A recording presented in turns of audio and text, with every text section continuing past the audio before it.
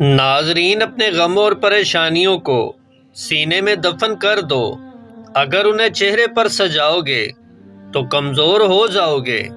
اگر میری زندگی میں دکھ نہ ہوتے تو میں اپنے رب کے ساتھ دعا کا رشتہ کیسے نبھاتا۔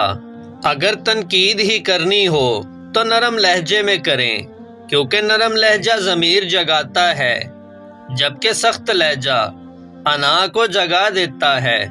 کبھی غرور نہ کرو۔ غرور ایک ایسی بری عادت ہے جس کا نتیجہ کبھی اچھا نہیں نکلتا۔ ناظرین، خدا پر یقین رکھنا، کبھی کبھی تو وہ بھی مل جاتا ہے جس کی آس بھی نہیں ہوتی۔ انسان بڑی دلچسپ مخلوق ہے۔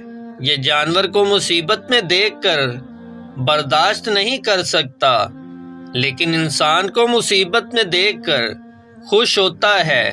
جو لوگ واقعہ ہی پرواہ کرتے ہیں وہ ہمیشہ آپ کی زندگی میں واپسی کا راستہ تلاش کرتے ہیں۔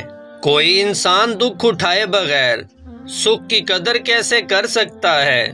دوسروں کی مدد کرنے کا وقت کسی کے پاس نہیں ہے، لیکن دوسروں کے کام میں ٹانگ اڑانے کا وقت سب کے پاس ہے۔ ناظرین، جو لوگ دوسرے لوگوں کو خوشی دیتے ہیں ان کا کوئی دشمن نہیں ہوتا۔ جو شخص خلوص کے ساتھ انسانوں کی خدمت کرتا ہے تو اس کو دنیا کی سب سے قیمتی شے سکون و قلب عطا کر دیا جاتا ہے۔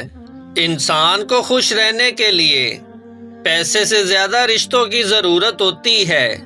ناظرین، جس نے دنیا کو بدلنے کی کوشش کی وہ ہار گیا، اور جس نے خود کو بدلنے کی کوشش کی وہ جیت گیا۔ مطلب کا وزن بہت زیادہ ہوتا ہے، تبھی تو مطلب نکلتے ہی رشتے بہت زیادہ ہلکے ہو جاتے ہیں۔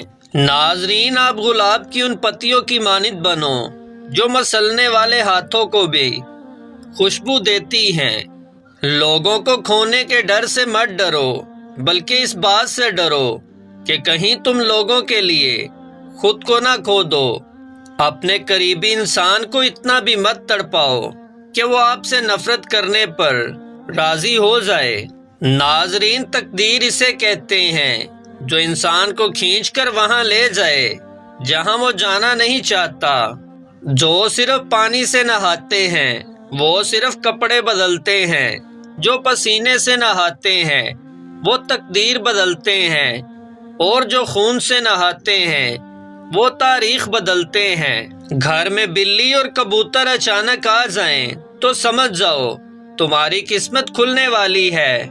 اگر گرنا ہی آپ کی فطرت ٹھہرا تو کوشش کریں پہاڑ سے گریں، نظروں سے نہیں۔ زندگی میں خوشیاں حاصل کرنا چاہتے ہو تو خوشیاں دینا بھی سیکھو۔